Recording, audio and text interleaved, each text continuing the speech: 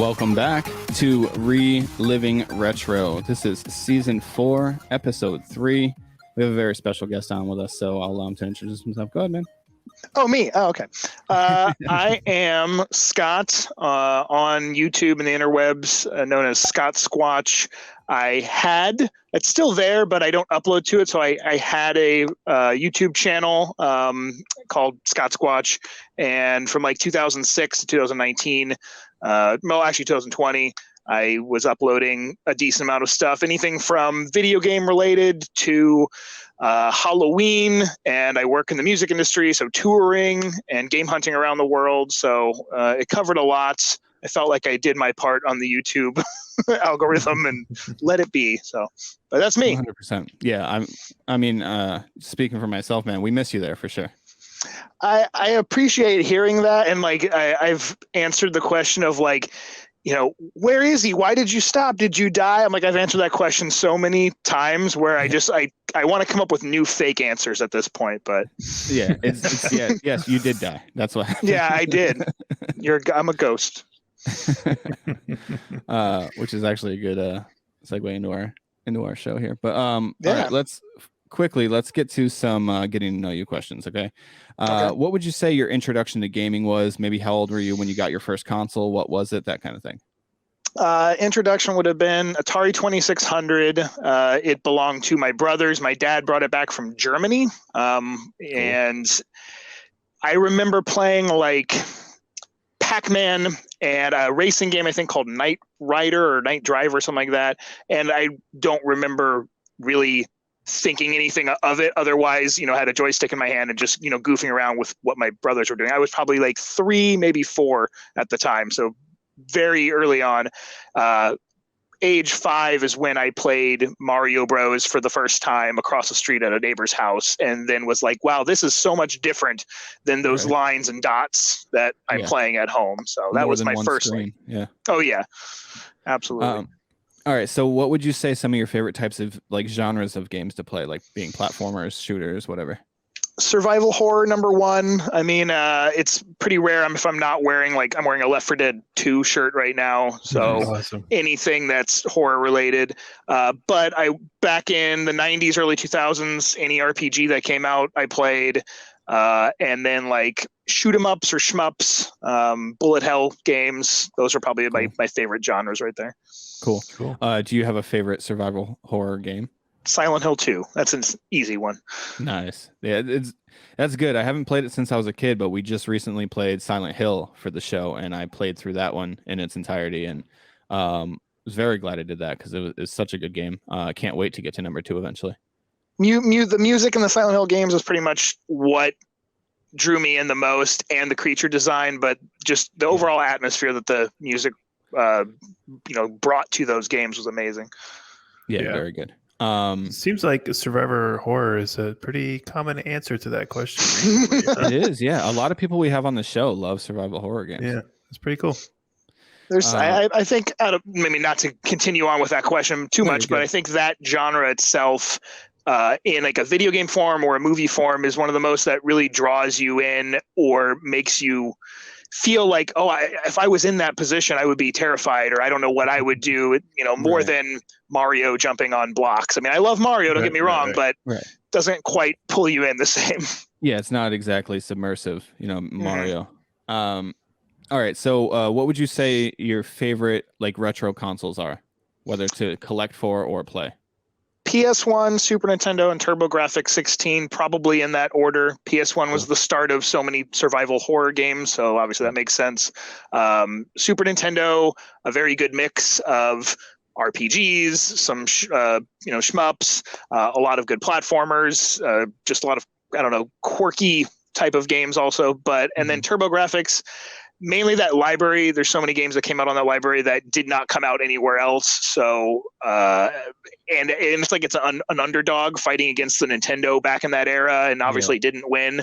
So, yeah, Yaiser, have you ever heard of a TurboGrafx? I might have heard those words before, but I have no idea what it is. It's not very well known. I've always wanted to get one. Always wanted to try it out. They're super expensive though. Yeah, they're I mean, the most expensive game I have ever owned is for the TurboGrafx, so that Yeah, that is doesn't definitely the surprise me. case.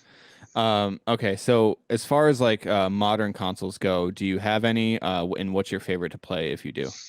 These days, I am pretty much playing PS5 or Switch, more PS5 Okay. than the other. Microsoft, I think, with the route that they went, and they have gone for like the last almost decade with a lot of their games not being, you have to have this console to play this game unless it's your Halo, Gears of War, or Forza. I just ended up going more Sony route with the PS4 and now the PS5 era for current games. Yeah, that makes sense. If you're talking exclusives, Sony is definitely where it's at. Yeah. Sony and Nintendo, obviously. Nintendo, you're not going to find Yeah. their IPs anywhere else. So, Yeah. That's true. and I guess final question is, I mean, you work for Korn, right? I think so. Yeah. That's pretty dope. How the long have you been band, working not the for them? vegetable, not the yeah. Right. Yeah. Oh, with a K. Yeah, that one. Yeah, the And one the with backwards K. R. Yeah. So how long have you been working for them? This will be coming up on 17 years. Wow. So a long time. I have done many different jobs, and there were a few segments in that time frame that I worked for like a different band, or I didn't tour for like a year and a half. So, but basically since the end of 2006 is when I officially got hired on to do a job for them. Cool. And Awesome. what do you primarily do for them? My job currently right now is I am like full band assistant. So the 5 band members, I do what they ask, and I make sure they have food and like clean clothes, and dressing rooms are set up, and I pretty much run their backstage homes and their world. So it's a very personal job, and you end up becoming like family members with them. So I credit a lot of my adult life to them and helping me buy like my first, couple homes, and obviously paying my bills, but also taking me around the world. I've been to like 47 countries, and I would have never been able to do that obviously without them. So that's awesome. That's what are very some cool. other bands that you've worked for? Briefly, I worked for Five Finger Death Punch as bass tech, and that was very briefly. And then that's good. Yeah. And then I've done stuff for smaller bands. So like one of the members of Korn owned a record label, and I worked for that record label. And there's a band called Droid that I tour managed and did stuff with them. So I would say about 4 bands total. I also briefly worked for Rob Zombie, but specifically John 5, doing like some filming for him when he would smash a guitar every night, filming that, and then we would use that footage to do like giveaways for the broken guitars. So that's awesome. Music industry is like you never do one job. You're doing like 17 jobs, but only getting paid for maybe 2. So yeah, I mean that sounds about right. Yeah. What would you say I mean, this one you probably get asked a lot, but I got to ask, what would you say your favorite Korn song is? I don't know if I've never been able to easily answer a favorite Korn song or album, mainly because they are a band that tried a lot of different things, and some were amazing, hits and took off, and others, obviously sometimes aren't.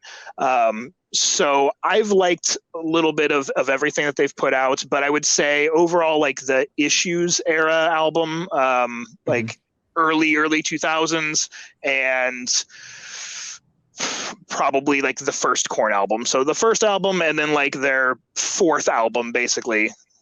Cool. I'm a big fan of like Chutes and Ladders.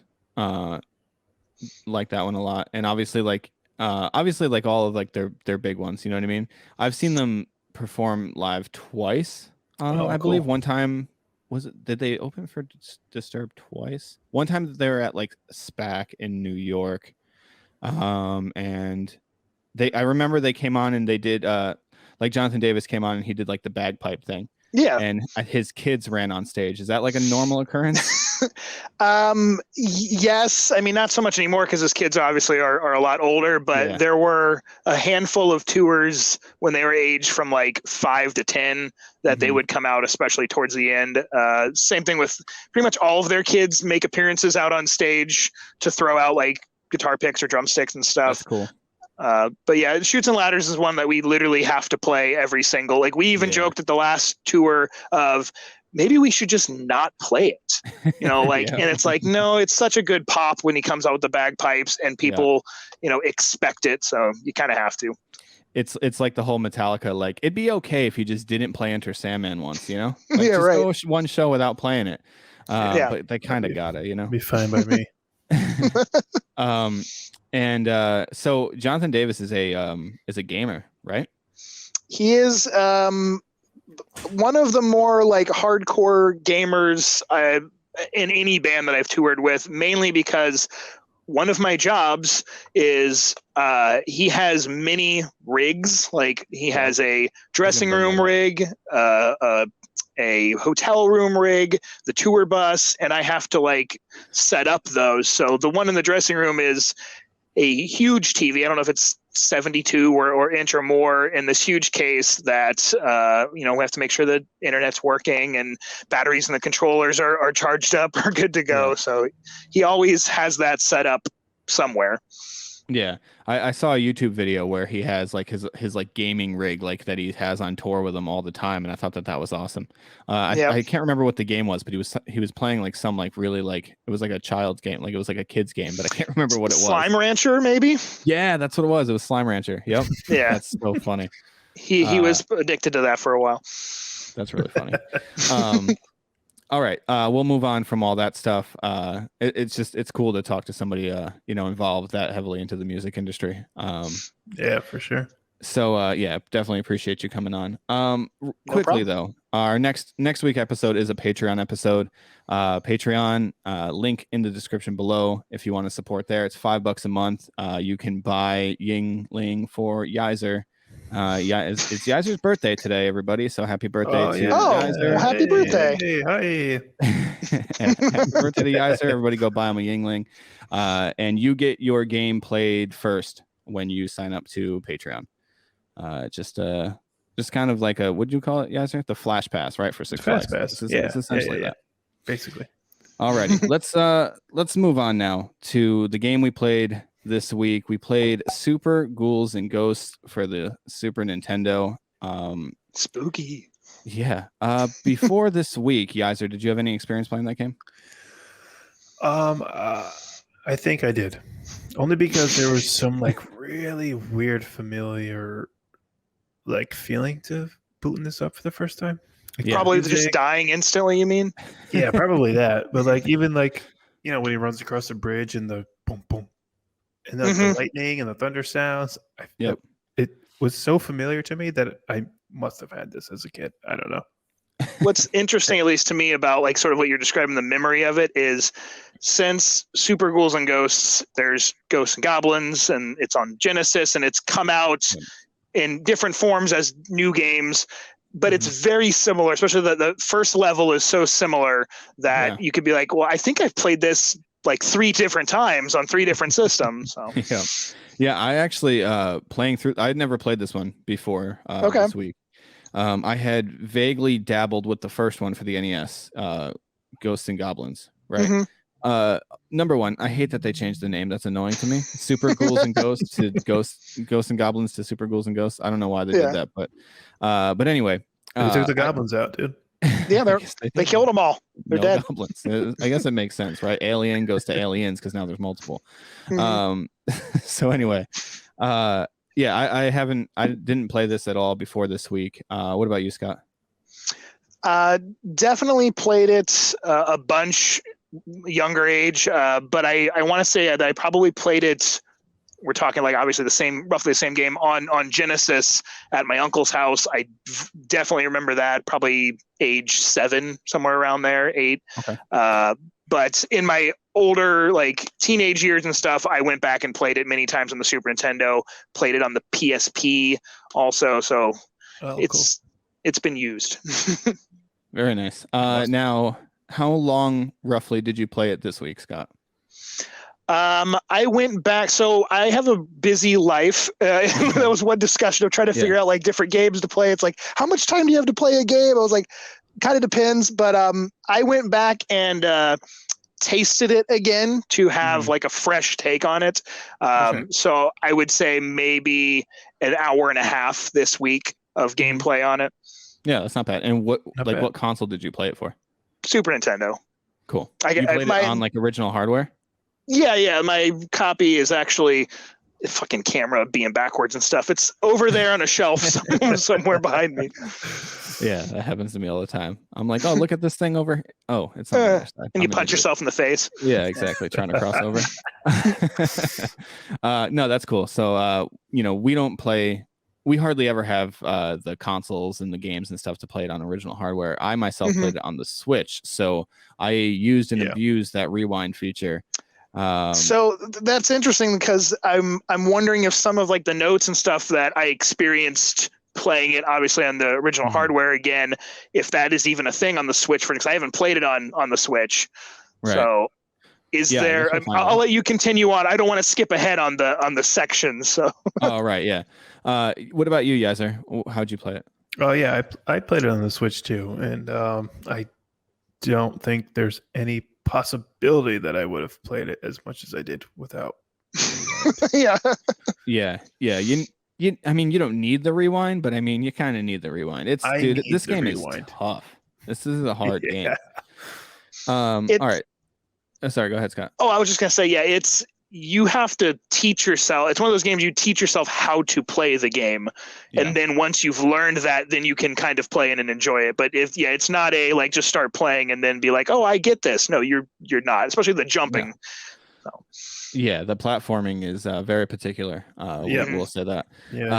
So I beat this game, but I beat it with rewind. So for those out there, whether that counts or not, I'll let that be up to you. We're definitely not gonna gatekeep whether you can play it that way or can't play it that way, whatever. But I'm saying I beat the game, but I used rewind. What about you, Yaiser? Yeah, same. In a world where rewind doesn't exist, there's no shot I beat this game. There's no shot I play this game past the first level of rewind. Yeah, I feel like a lot of these older games now, the fact that they have the ability like to do that, or even just to save wherever you would like to in the game, it makes the whole point is there's so many damn games out there. Play the game. If you can actually beat it, it's cool. Then you get to experience it and move on. However that is. So cheat if you have to at this point, because some of these games are too tough. Yeah, I'm not above it. You know what I mean? Yaiser was putting in cheat codes for infinite ammo for Resident Evil Nemesis. So I mean, we don't care. Let's play the game. It's the whole point. Yeah. And Scott, throughout your life, obviously, probably not this week because you didn't. You kind of just went back to taste it, as you said. Throughout your life, had you had a chance to beat this game? I was thinking about that, and I know of one time beating it. So the game is one of those shitty games where you have to beat it twice to actually beat it. Yep. I know I beat it the first one time. I don't think I have ever gone back because when I was tasting it this week, I realized that the end weapon in the game that you get, I don't remember ever getting that before. Yeah. So that part made me think, I'm like, I don't think I ever went back and played this the second time all the way through. Yeah, my first playthrough, we'll get into the story right after this, but my first playthrough, I played through and I beat the last guy, whatever. Then the princess lady, I don't know if she's technically a princess, but the girl that you're Guinevere. Guinevere. Yeah, I think she is, right? Is she a princess? I don't know. They're in a castle, so I just assumed. I mean, he's a knight, so like, unless she's a gardener. Right, makes sense. I don't know. It's like, is it his wife? For a gardener. It is a wife. I don't know who it is. But anyway, so you're going to save her, and then she comes out and she's just like, oh, you can't do anything against him without my bracelet. Good thing I dropped it for you in one of these levels, you idiot. You should have found it. And then so you have to go back and you have to go through the whole thing. Well, I went through the whole thing again, never found it. So I beat it twice, never found it, and then on my third playthrough, they start me off at like level 7, which is one of the castle levels. So then I was just like, I got to look up where this thing is because I feel like that's not right at all. Mhm. And then so I started another playthrough, beat the whole thing again. And then on my second playthrough, I don't know, it's confusing. I found the bracelet finally. So then I was able to move on and actually beat the game. But Okay. yeah, this game is tough. Let's get into the story. I suppose I could start here with the story. So there's not a whole lot to it, right? It's essentially It's a date that gets interrupted. yeah, right. That's why I was asking, is it a princess or is it just like his wife or something? But it's fine. The relationship is not it's not really There's no labels on this relationship. Yeah, that's exact. Yeah, good point.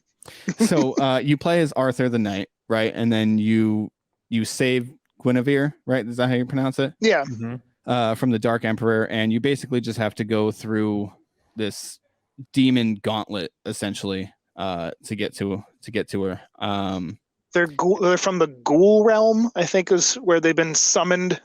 Right. And what's the bad guy's name is what, like Sardius? Yeah. So there's in like the lore of the Ghosts and Goblins and Ghouls and Ghosts, there's Lucifer and there's whatever his name is. And then there's one more. Is it either way? I don't remember the third bad guy name was. Yeah. But yeah, so I mean, story, there's not a ton here. It's kind of, cookie cutter, like copy and paste kind of, from those old like NES, Super Nintendo days. Bad guys here, you're saving this person, go do it. It's always a girl that for some reason couldn't help herself and gets taken away. Exactly. So I kind of landed right in the middle here at a 2.5 for story.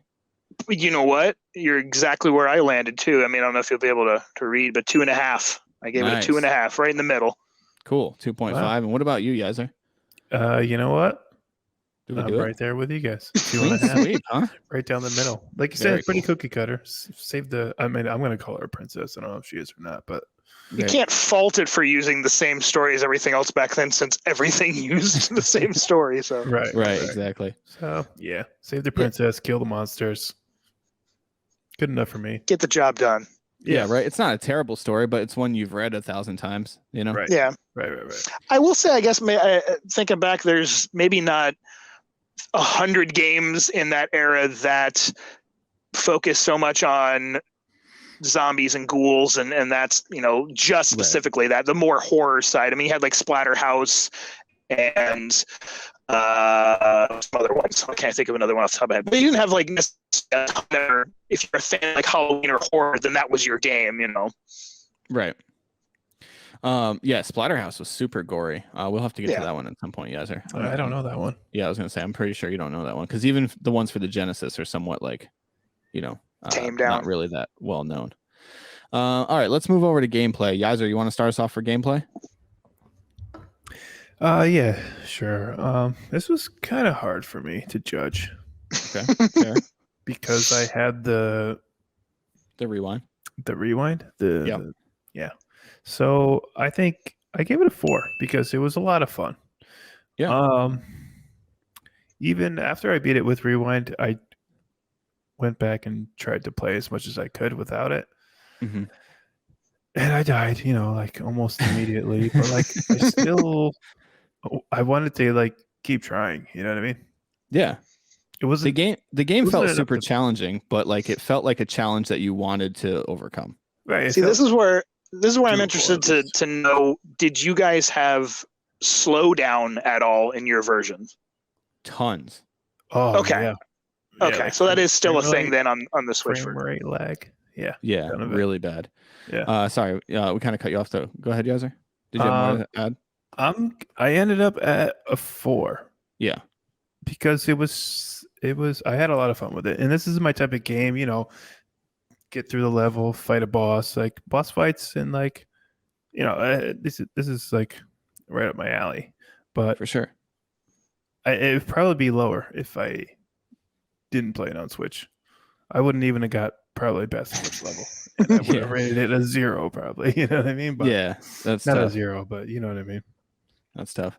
Yeah, I also landed at 4. I almost put 4.5, but man, that slowdown kills me. So I landed on 4 with that. And man, the gameplay it's addicting. You know what I mean? It's like one of those types of punishing gameplays that you're just like, no, dude, I can beat this. Like I'm just being stupid. Like I'm Get rushing that much through. further next life. Yeah. Yeah, I'm rushing through, and you know, and for what it's worth, the difficulty in this game is kind of weird to judge, I think, because the enemies by themselves, right? If you see the big fire snake, like that guy by himself is not hard. The little wolves that jump, those guys by themselves, not hard. The little zombies that come out of the casket by themselves, not hard. It's everything on top of each other. Yeah, you put everything together, combined with the fact that if you get hit twice, you start from the beginning of the level, unless you get like really far, and then there's like a certain like checkpoint. But the checkpoints aren't visible like Mario, where you jump through the poles or whatever. You know what I mean? Like, so you have no idea where the checkpoints are if you're playing for the first time. So, man, the game it's very addicting though. Like I said, I beat it twice. I guess had to go back and do it again because I never got the bracelet. So I beat it like that. And then I played it again for like another hour and a half without any rewind because I wanted to see how far I could get, which I beat the second level. So what is that? The fire one, I think, is the third. So it's tough, man. Like I played it for like 6 hours using rewind, and I got a lot better at the game, but that doesn't say a whole lot when I only made it to like the third level, which isn't even halfway through the game. Yeah. Before I eventually called it quits. But yeah, I landed on a 4. I think the gameplay is super fun, and really the slowdown and just like how you know how hard it can be at times is just kind of what took it down from being a 4.5 for me. But go ahead, Scott. What about you? So it'll be interesting to see how many times we keep matching on scores here, because I also put down a 4 for gameplay. It was going to possibly be slightly lower than a 4 for me because of the slowdown. Also, the jumping in the game can be the most frustrating part. I feel, at least for me, where I want to have more control when I jump. Like I want to be able to like turn myself around or something. And obviously that's not a part of how this game was designed. So I've people reference this game many times as like a puzzle platformer because of, like you were saying, how many different enemies come about and how you really precisely have to do certain jumps or backing up from things to figure out like the exact place you need to be standing at the right time to get to the next, platform or whatever. So, but once you figure that out and once you can kind of get the jumps down, and I'm sure with you guys being able to also do the rewind, it would be quicker to get to that enjoyable part. But it's still it's tight controls. I feel a lot of the times it's like if I made a mistake, it was my fault. It wasn't the game's fault, except for when it was slowing down. So a 4 is where I landed for that era of platforming game. Yeah. No, I think that's really fair. Go ahead, Yaiser. The frame rate slowdown was an issue on original hardware too. Oh yeah. Yeah, the Super Nintendo actually suffered from slowdown quite a bit. That's the one thing that the whole like Genesis fanboys would like, the whole blast processing thing. They didn't really suffer from the slowdown as much as the Super Nintendo did when all the sprites would, be kind of crowding the screen like that. For this game, for some reason, it didn't seem like it took many sprites to make it slow down. Maybe 4 or 5 or something. I was gonna say, it's like once you can even sometimes watch a fourth enemy come on screen and it just starts chugging along for a moment. Yeah. Wow. But luckily you have to play the game so many times over and over again that you start to get used to when it's going to slow down, and it just becomes part of the game at that point. Yeah, it's like a cinematic bullet time moment. Yeah, exactly. It's Max Payne before Max Payne was the thing. And one more thing I guess I wanted to add to gameplay was that the boss battles, all the bosses I thought looked really cool, minus whatever one you play in the water. That one looks weird. It looks like a little floaty sponge thing. I don't know what it is, but anyway, that was weird. The 3-headed dragon I think is a really, really cool boss. However, I guess my bigger gripe with this is like the difficulty stems in the levels. It's not the boss fights. The boss fights are fairly easy, honestly. Yeah. They look cool, but you beat them I beat, when I finally got to most of the bosses, I either beat them on the first or maybe like second or third try. So they were pretty simple. Yeah. All right. Let's move over to visuals. Scott, do you want to start with the visuals? Yes. I gave visuals a 4.5. Mainly because I think this kind of ties in with the last category we talk in with, like, which will be aged. But I think the game holds up really well. The visuals back then, for being a Super Nintendo game that only came out not even a year after the launch of the system, were very solid.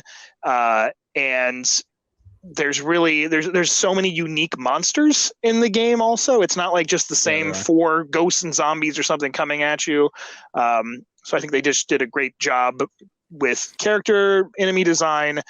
The overall, like, there's some parts of the game where there's levels that are like rotating, like you're going up a tower, and that visual is really cool. The lightning in the background.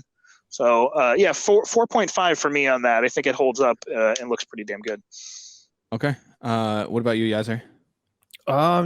Yeah, I'm almost there, but I landed at a 4. Dang it, you broke our chain. I know, I'm so sorry. It wasn't quite as like crispy as some other Super Nintendo games that we played so far. I mean, the main example would have to be Donkey Kong Country. That game's just fucking beautiful, right? Yeah. So it wasn't as like crispy and colorful as that, but I mean, it wasn't supposed to be colorful, but it still seemed a little more, I don't know, I guess pixelated. But yeah, all the character designs and all the sprites and shit, they all looked really cool. All the boss designs I thought were really cool too, but it didn't quite get me as high as some other Super Nintendo games we played so far. 4 is pretty good. So yeah. I think what you said, Yaiser, is pretty fair. I kind of fall right in line with you. I landed at a 4 as well. I think I did the same thing. I compared it to Donkey Kong Country and Donkey Kong Country 2, and I was just like, you know what? It's not as good looking as Donkey Kong Country, or even like Space Megaforce for that. You know what I mean? Like, yeah. Because Space Megaforce has some awesome like Mode 7, graphics and stuff like that in it. And I don't know if they use Mode 7 in this game for like the part you were talking about, Scott, where you're on like the tower. The tower, rotating and stuff like that, which is an awesome visual. It looked really good. But yeah, I landed on 4, and the main reason why I think I would have put it at a 4.5 if it had no slowdown. I was trying to think of what categories would be affected by slowdown, and for me, it's gameplay, visuals, and aged. Those 3 categories I think should all be a little bit affected by the slowdown issue. And the slowdown here isn't. It happens a couple times in Super Mario World if there's too many sprites, but literally like maybe twice that I can remember playing through the game. This happens quite often. The very first level it starts happening. Yeah, exactly. So I landed at a 4. Still a really good score. This game looks great. It gives you everything you need when it comes to like the horror theme stuff. All the monsters look good, and like Scott was saying, a lot of variation in the monsters that you're fighting, and all the bosses look pretty sick. Even like the different forms of I can't remember his name. I know I just said it at the beginning. The final boss. Yeah, the final boss guy. The 3 different forms of him all look really cool. You know what I mean? Like it progressively gets scarier. So visuals, character design was all really good. The slowdown got me to kind of bump it down a little bit, but other than that, I thought it was a really solid game visually. All right, Yaiser, sound, buddy. Okay. All right. So why do I feel like this is going to be really low? No, it's definitely not, dude. The soundtrack to this game is pretty fucking fire, right? Like all the music in this game is awesome. Yeah, I like it. As far as the sound effects goes, I mean, I don't know, they're fine, I guess. Right. The sound of the skulls falling out of those towers, so good, in right? the first level. There's something like so satisfying about that for some weird reason. Can I interject for a second? Yeah, that sounded like I used to play Yahtzee at my grandparents' house all the time, and it sounded like my grandmother that would just shake the Yahtzee can, like the little plastic Yahtzee cup or whatever. Yeah. That's what it reminded me of every time those skulls would fall out. But anyway, go ahead. Yeah, dude, loved it. I think I loved like all the sounds in this. I didn't quite land on 5. but I'm gonna go with 4.5 here, dude. Like, Cool. yeah, all the music, especially the music, was great. Yeah, I think so too. I actually same answer. I landed at 4.5 as well. And the one thing I think that didn't get me to 5 is that I would say of all the tracks on the like in the game, maybe 3 of them are worthy of like putting onto my like Spotify video game music playlist that I have, right? Like 3 of them. The Iced Forest one is fire. I absolutely love that track. That's amazing. And like I do with every single game I play, if there's a track I like, I look up the metal version on YouTube. And there are some really, really good metal versions of this track. So definitely check that out if you guys want to. Yeah, I landed on a 4.5 here. I thought all the sounds were great. The one thing I think is a negative, I guess, is because of how hard the game is. You probably don't get that far into it unless you have rewind, or unless you're just wicked good at this game, which good on you, I guess. So other than that, you're probably not going to hear a lot of the music, and also because of that, you're probably going to hear that first level a ton. So that one might get annoying. But if you just hear the first level like isolated and just like for the first time and listen through it, it's amazing. It's super iconic. It was in the first one too, for the NES. So yeah, it's just one of those like iconic video game, tracks. But what about you, Scott? Where do you have it? So slightly less. I ended up at a 4, only because, like you mentioned, you hear that first track a million times, and it is a great song, but you don't necessarily get a lot of listens unless you just like go on YouTube and listen to the soundtrack otherwise to a lot of the other levels. Kind of the reverse from the last one where you guys mentioned Donkey Kong being kind of the reason. A game like Donkey Kong Country that has so many, like, I can think in my head what those songs are and like hum along to them without hearing it. Yeah. Super Ghouls N Ghosts, not as much. There's not quite as many that, will necessarily stick in my head for 25, 30 years.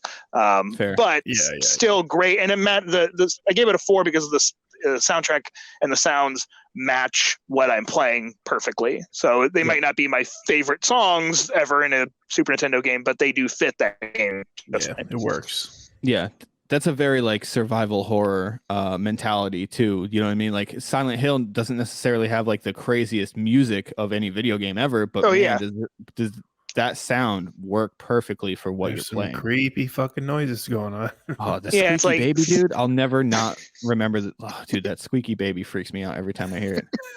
You talking about the one from from the first Silent Hill? From the first Silent Hill, yeah. Squeaky baby, man, I don't like it. All right, sorry, Scott. Was there anything else you wanted to add to the sound? No, I think that was it. Okay, 4. Cool. All right, let's move over into age then, and Scott, you can kick this one off. So aged, I gave it a 4. Also, a lot of 4s in this one. Honestly, like age could honestly probably be a 5, but because of it's really frustrating to hear that the slowdown is just still present in what they've put out for the version or newest way to play it. But graphic wise, I think there's a lot of games that like indie games that copy that sort of style that look the same as that, or even sometimes worse than like say Super Ghouls N Ghosts. So the graphics are fine. The gameplay style, people are all about super challenging games, platformers, that kind of thing in the last 5 to 10 years for sure. So I think it fits right into what people are looking for when they are looking for that type of genre, something that's just going to kick their butt and it's going to take them, a lot of times to learn. So, here's the true answer. Honestly, it could be higher just depending on how much that slowdown, I know we keep coming back to slowdown, but how much that stupid slowdown really, affects it for you. Yeah. And I'll take it next. I do think the slowdown affects it quite a bit for me because I think that does show its age. However, I don't think it's necessarily the only thing. I think just the difficulty in general and the I guess the lack of like checkpoints and stuff like that. I think you would find that more in like a more modern game. Even if the game was harder, right? You would find more consistent like checkpoints and a little more forgivingness, I guess, in that aspect if the game was a little bit newer.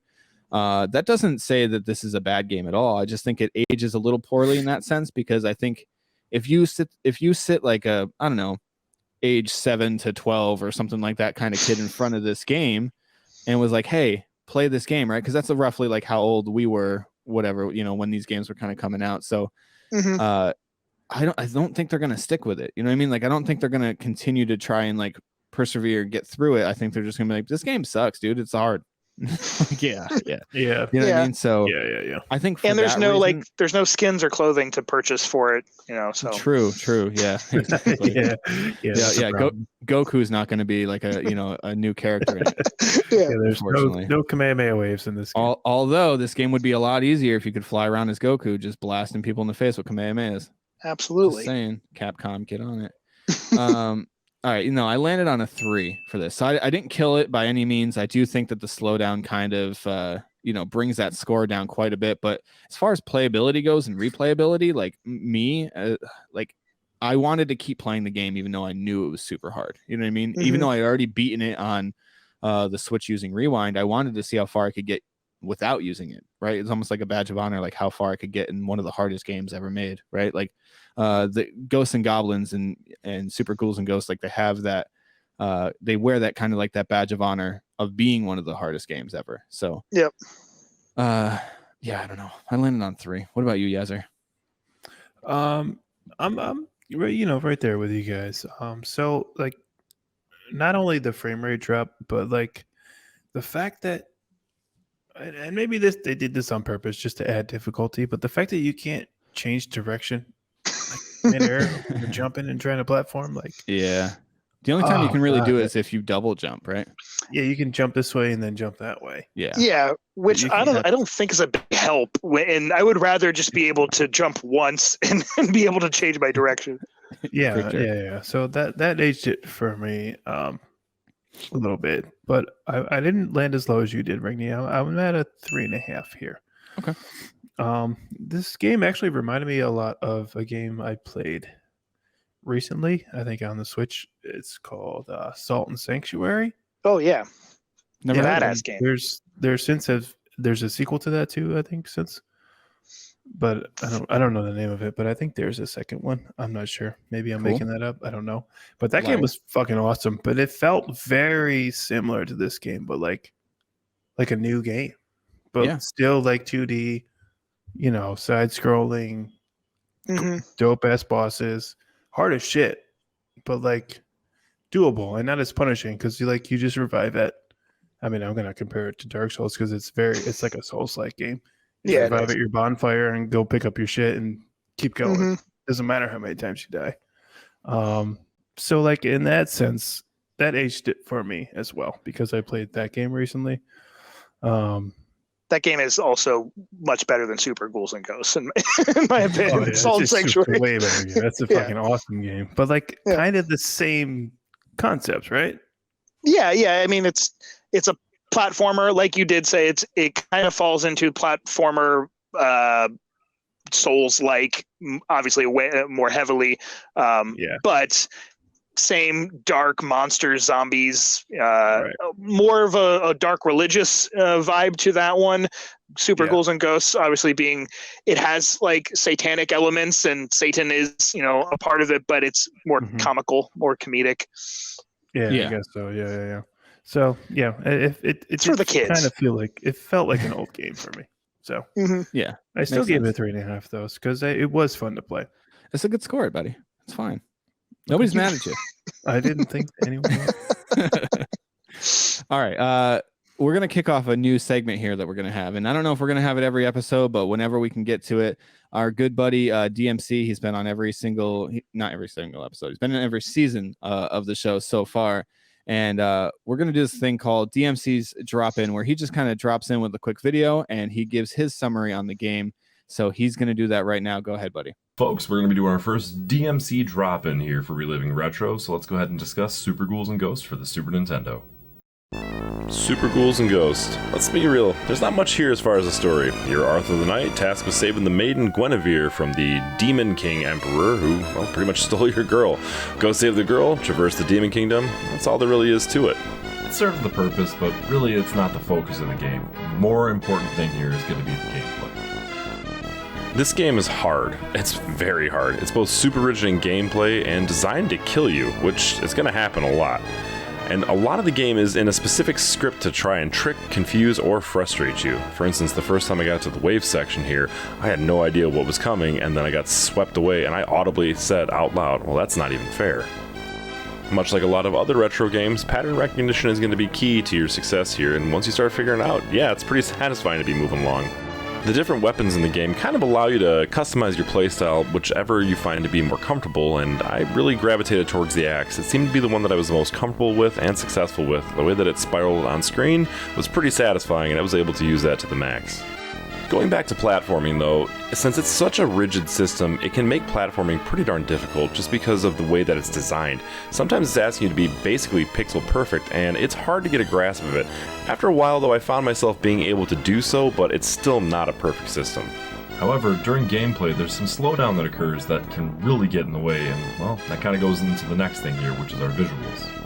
Due to how much is going on the screen, there's going to be moments in the game where it just slows down. I was told this happens during emulation as well, and this is quite a flaw because sometimes you're just not going to be able to react, and it might cost you a life. But onto the other visuals.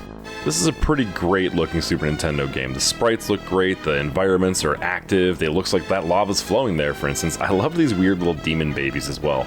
There were some cool pseudo 3D effects that they were going for that really were just a surprise. I didn't expect something like that. And then the water effects here where it looks like it's going up and down through a storm, that was pretty darn solid.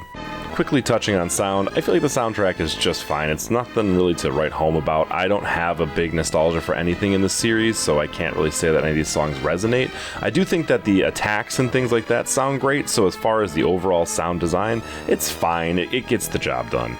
To me, this is just the example of old school game development. It's about a 1 hour game that's going to be stretched out to 6 to 8 hours just because of the difficulty. It's going to be as hard as possible while still being able to be completed.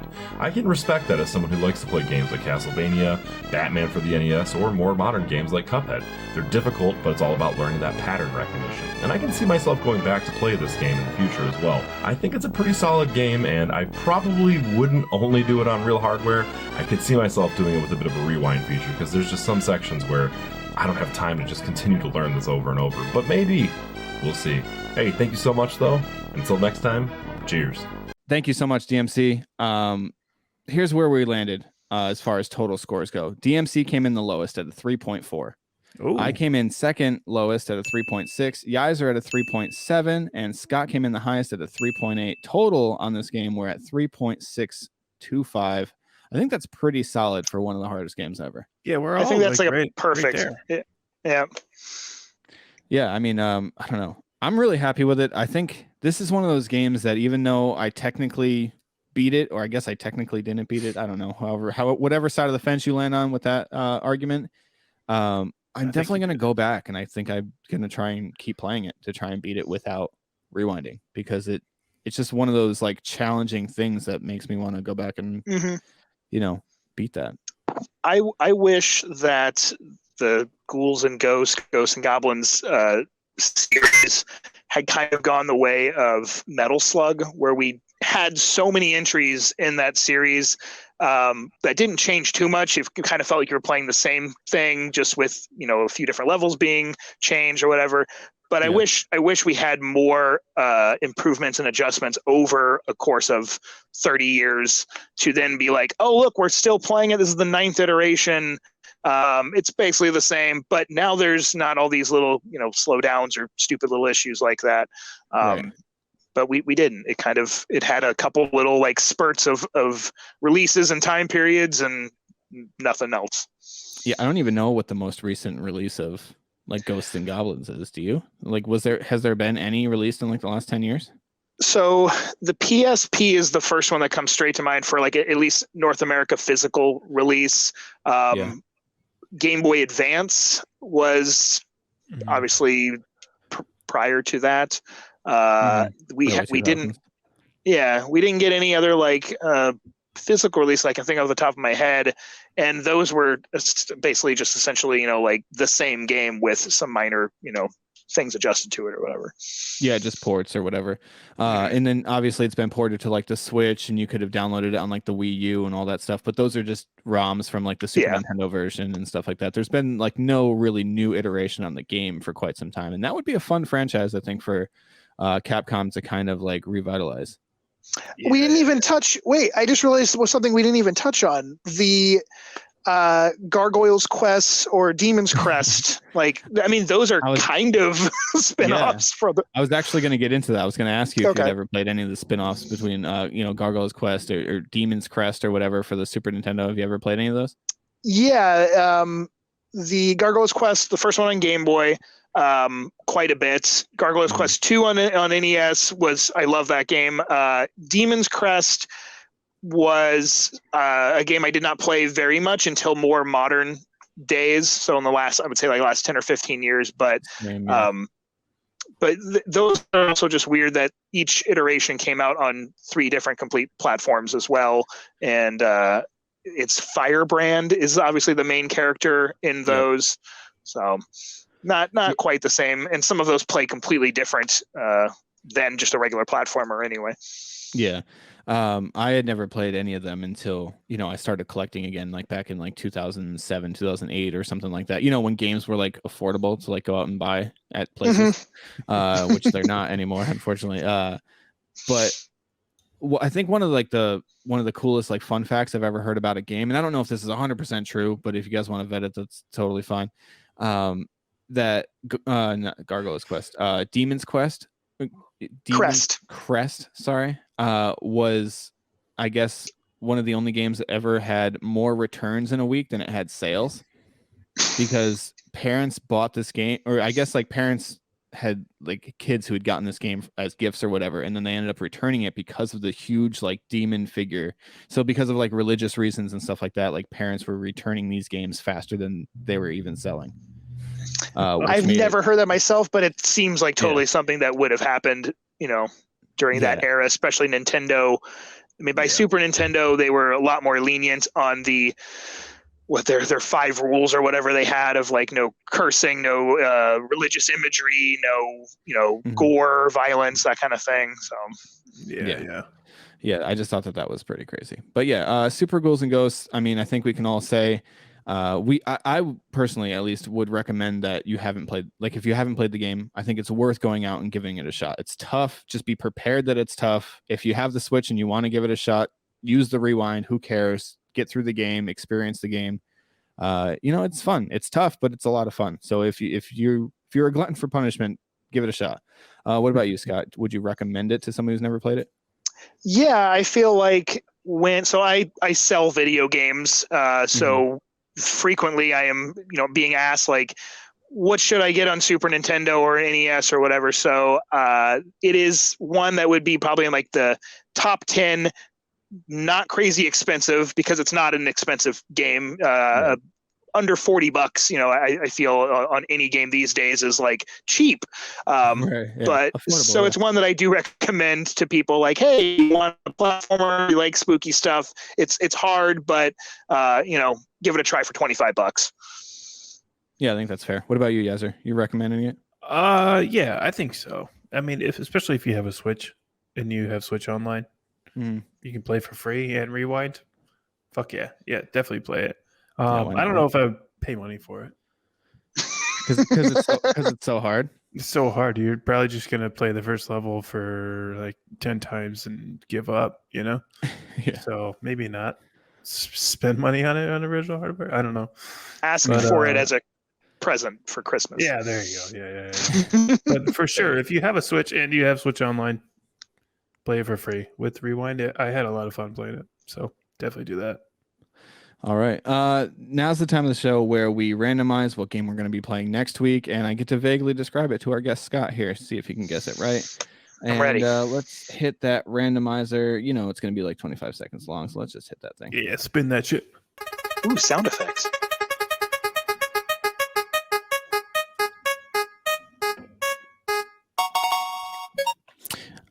All right.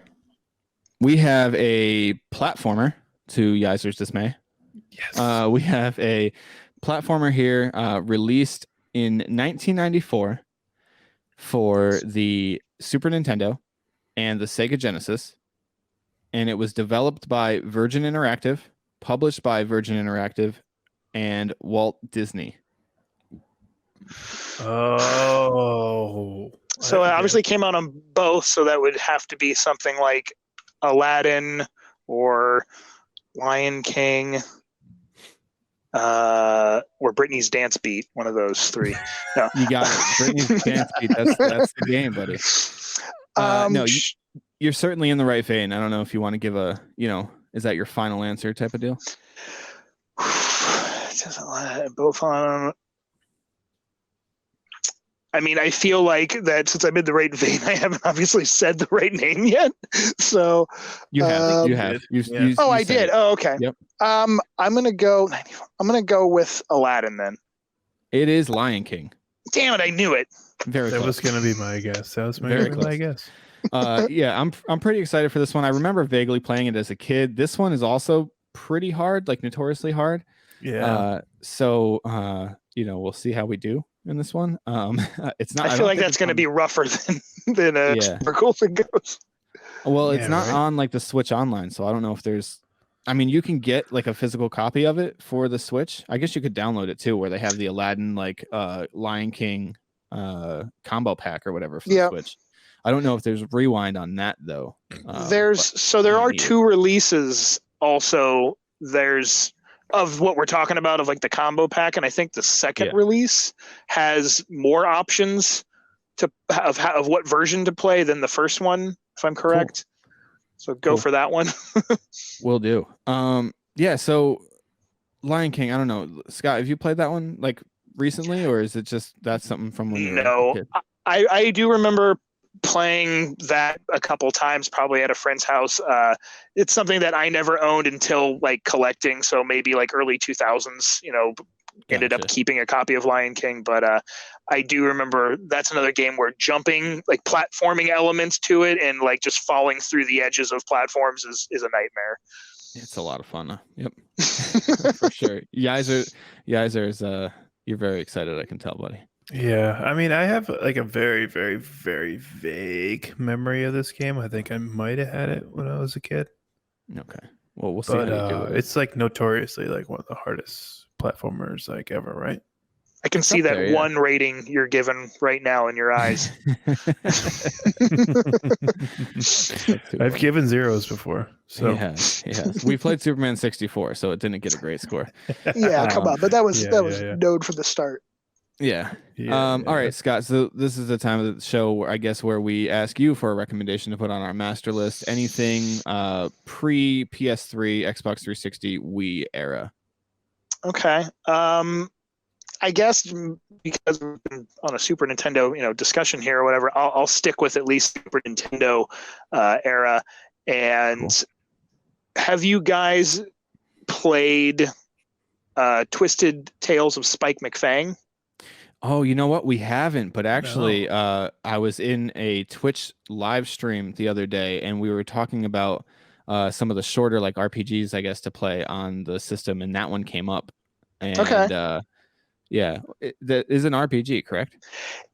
Well, I mean, if I was first to describe, I wouldn't say RPG. I would say more of like a run and actiony gun shooting type of game, but not with guns. Like it's kind of hard to explain that. But so it says it's listed as an action role-playing game. So it has story element to it for sure. Like it does have that aspect of a role-playing game, but the way that you're going through the levels and fighting enemies and stuff, it's not like Final Fantasy. So it says travel to the mysterious islands of Vladimasko to fight against the depths of evil. Play as Spike McFang, a junior magician and vampire in training. I love this combo. I don't know where it's going, but I love the combo. How are you a vampire in training? You're a vampire in training and a junior magician, apparently. I feel like this should be the other way around. You should be a vampire and a magician in training. Yeah. As he tries to rescue his island home from the dastardly Von Hessler. Using magical powers, Spike will have to journey through 9 different environments to help his father. So, sounds like a really fun game. I have never played it before. 100%. It's the gameplay and the visuals are fine too, but the gameplay is super fun. There's like that Pocky and Rocky 1 and 2, like those are games that I've actually did like some reviews in like a Super Nintendo book like a decade ago or so, and Cool. those were the games that I picked because they were such unique gameplay elements for that system, and just a Cool. hell of a lot of fun. Nice. All right. Well, I think that's about it, right? Do we do anything else, Yaiser? That's it, right? I think that's it. Yeah, I think that's all we do. We don't do much, but I think that's it.